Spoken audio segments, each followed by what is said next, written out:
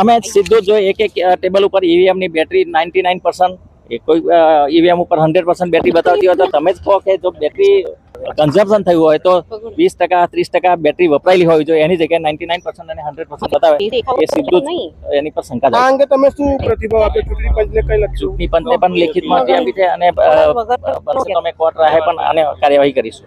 તમે પ્રચાર દરમિયાન જે પ્રતિભાવ મળે એના આધારે તમે શું કહો છો? પ્રજાએ તો અમે એમનો વિશ્વાસ સંપાદન કર્યો તો હું તાલુકા પંચાયત પ્રમુખ તરીકે 3 ટર્મ રહેલો છું, 15 વર્ષ સેવા કરી છે અને એમને આ વખતે મને ખૂબ સારી રીતે સ્વીકાર્યો હતો, પરંતુ ઈવીએમના માધ્યમથી જ્યારે અમને હરાવવામાં આવે છે પ્રજાનો તો હું ખૂબ ખૂબ આભાર માનીશ કે પ્રજાએ મને સંપૂર્ણ સહકાર આપ્યો છે અને ભવિષ્યમાં પ્રજાનો ફરીથી વિશ્વાસ સંપાદન કરીશું અને પ્રજા વચ્ચે જઈશું. આપણી સાથે ભૃગુરાજસિંહ ચૌહાણ હતા. તેમણે સ્પષ્ટ આક્ષેપ કર્યો છે કે આજની હાર પાછળ ઈવીએમ જવાબદાર છે અને એના માટે આધાર આપ્યો છે કે જે ઈવીએમના મશીનો હતા એ 100% રિચાર્જ હતા. એ કેવી રીતે બને?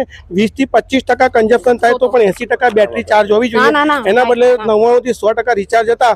આમ કોંગ્રેસના હારેલા ઉમેદવારે ઈવીએમ ઉપર આક્ષેપ કર્યો છે. ત્યારે જોવું રહ્યું કે કાયદાકીય પગલાં ભરે છે કે શું થાય છે.